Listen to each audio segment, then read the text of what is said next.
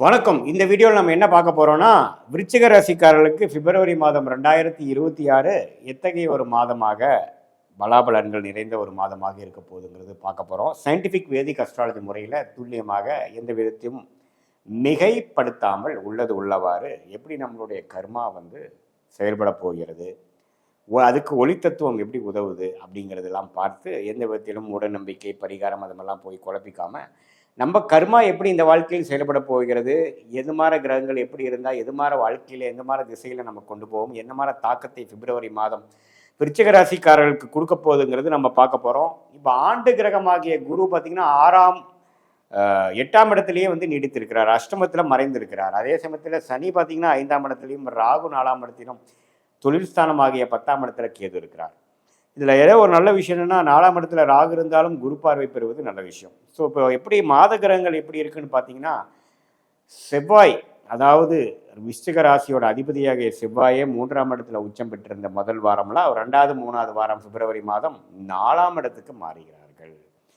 4ஆம் இடத்துக்கு சுக்கிரன், புதன், சூரியன், செவ்வாய் எல்லாமே மாதத்தின் மிடில், செகண்ட் வீக், தேர்ட் வீக்கில் எல்லாம் பார்த்தீங்கன்னா 3ஆம் இடத்திலிருந்து 4ஆம் இடத்துக்கு விருச்சிக ராசிக்கு மாறுவது நல்ல ஒரு முன்னேற்றம். இதுவரை நீங்கள் கடந்த ஒரு 6 மாதமாக முயற்சி செய்தது எல்லாமே பார்த்தீங்கன்னா படிப்படியாக பிப்ரவரி மாதம் மிடிலுக்கு அப்புறம் பலன் கொடுக்கக்கூடிய அமைப்பு. தொழில் விருத்தி, வீடு இடம் சம்மந்தப்பட்ட விஷயத்தில் ஒரு முன்னேற்றம், ஒன்று கொடுத்து ஒன்று வாங்குறது, அதில் கொஞ்சம் சரி பண்ணுறது, அதில் ஒன்று கட்டுறது, அது மாதிரி விஷயங்கள் எல்லாமே கொஞ்சம் நல்லா இருக்குது. அதே சமயத்தில் தாயாரின் உடல்நலம் கொஞ்சம் பார்த்துக்க வேண்டியது இருக்கும்.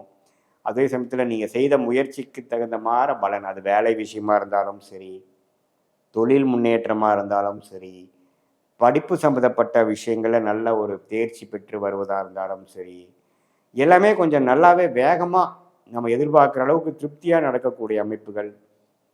மூவபிள் இம்மூவபிள் ப்ராப்பர்ட்டிஸில் கொஞ்சம் பாசிட்டிவாக வர்றது, இடம் சார்ந்த விஷயங்கள், வீடு சார்ந்த விஷயங்கள், வண்டி வாகனம் சார்ந்த விஷயத்தில் கொஞ்சம் நல்லதாக நம்ம அமைச்சிக்கிட்டோம், டக்குன்னு சில விஷயங்கள்லாம் நடந்தது, தொழிலில் கொஞ்சம் டெவலப்மெண்ட் இருந்தது, நான் எதிர்பார்த்துட்டு இருந்த சேஞ்ச் இப்போ தான் கிடச்சிது, ஒரு பிரேக் கிடச்சிது அப்படிங்கிற மாதிரி நல்ல மாற்றங்களை கொடுக்கக்கூடிய ஒரு அமைப்பு கண்டிப்பாக விருச்சிக ராசிக்கு இந்த ஆண்டின் 2வது மாதம் ஆகிய பிப்ரவரி 2026 வரக்கூடிய மாதம் ஓரளவுக்கு நல்ல விஷயங்களை கொடுக்குறார். என்னதான் இருந்தாலும் குரு அஷ்டமத்திலிருந்து சில விஷயங்கள் ஸ்லோவாக போயிட்டு இருக்கக்கூடிய அமைப்பு. நம்மளுடைய வேகத்துக்கு எதுவுமே வரமாட்டேங்குது, கைகள் கட்டப்பட்டு இருக்கிற மாதிரி தெரிகிறது அப்படின்னு ஃபீல் பண்ணக்கூடியவங்களுக்கெல்லாம் கொஞ்சம் ஒரு சுமாராக நடந்ததுங்க சாமி இந்த மாதத்தில் அப்படிங்கிறதெல்லாம் தெரியக்கூடிய அமைப்புகள் இருக்கிறது.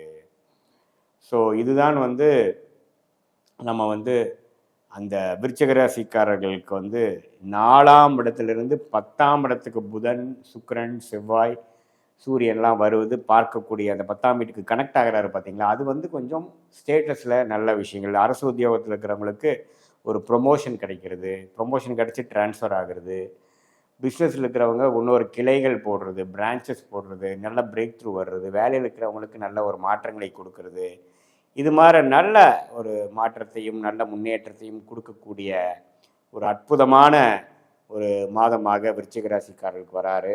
அதுவும் இல்லாமல் முதல் வாரத்திலே 2வது வாரத்திலலாம் உச்சமாக இருந்தார். யார்? செவ்வாய். செவ்வாய் உச்சமாக இருந்து சுக்கிரனோட சேர்ந்து இருக்கும் பொழுது நம்ம என்னதான் பிரச்சனைகள் இருந்தாலும் எல்லாம் சமாளிச்சுட்டு இருந்தோம். எவ்வளோ பிரச்சனைகள் இருந்தாலும் பிரேக் டவுன் ஆகாமல் சமாளித்து கொண்டிருந்தவர்களுக்கு அப்பாடான ஏதோ சில விஷயங்கள் நடந்ததுரா சாமி அப்படிங்கிற மாதிரி சில விஷயங்களை கொடுக்கக்கூடிய அமைப்புகள் கண்டிப்பாக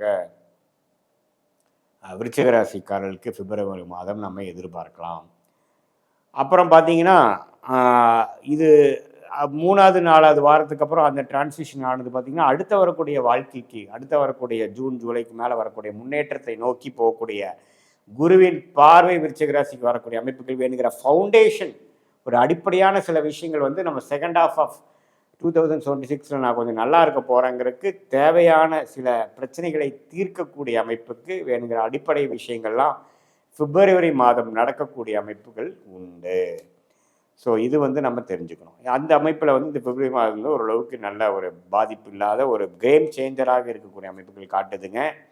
இது ஒரு பொதுவான பலனே தவிர உங்களுடைய ஜென்ம ஜாதகத்தில் நீங்கள் எந்த தேதி, எந்த நேரம், எந்த ஊரில் பிறந்தீங்க வைத்து திருக்கணித பஞ்சாங்கத்தில் நம்ம போட்டோம்னா என்ன லக்னத்தில் பிறந்தீங்க, உங்களுடைய ராசி விருச்சிக ராசியாக இருந்தாலும் லக்னம் என்ன லக்னம், அந்த லக்னத்துக்கு ஏற்ற ஒரு யோகமான திசை நடந்து கொண்டிருக்கிறதா அல்லது சுமாரான திசை நடந்து கொண்டிருக்கிறதா, தசநாதன் புக்திநாதன் நான் சொன்ன இப்போ கோச்சாரத்தில் எந்த கிரகமாக வருகிறது, அது நம்ம சப்போர்ட்டிவாக இருக்கா, எப்படி இருக்குது, எந்த நேரத்தில் எது நடக்கும், எந்த மாதிரி பிராப்தங்கள் ஓடிக்கொண்டிருக்கிறது, யோகமான திசைகள் நடந்தால் இப்போ நான் சொன்ன சாதகமான பலன்கள் இன்னுமே கொஞ்சம் நல்லாவும் தூக்கலாகவும், ஒரு சுமாரான வரக்கூடாத திசையாக நடக்கக்கூடிய அமைப்புகள் போய்கொண்டிருந்தால் நான் சொன்ன சாதகமற்ற பலன்கள் கொஞ்சம் அதிகமாகவும் தென்படக்கூடிய அமைப்புகள் உண்டு.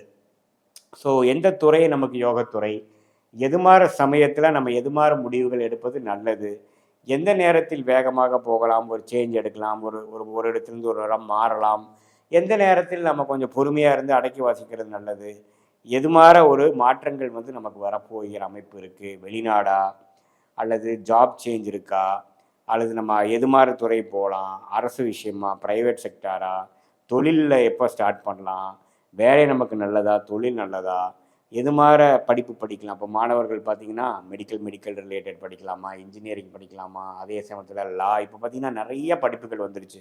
அந்தந்த கிரகம் நம்ம ஜாதகத்தில் எது நம்ம பிராப்தமாக இருக்குது, எது நமக்கு யோகத்தை கொடுக்கக்கூடிய அமைப்பாக இருக்குங்கிறதெல்லாம் நம்ம இந்திய வேத ஜோதிட அடிப்படையிலான சயின்டிஃபிக் வேதிக் அஸ்ட்ராலஜி முறையில் நம்ம பார்க்கும் பொழுது துல்லியமான பலன்கள் நம்ம கண்டிப்பாக எடுக்கலாம் அப்படிங்கிறத நீங்கள் தெரிஞ்சுக்கணும்.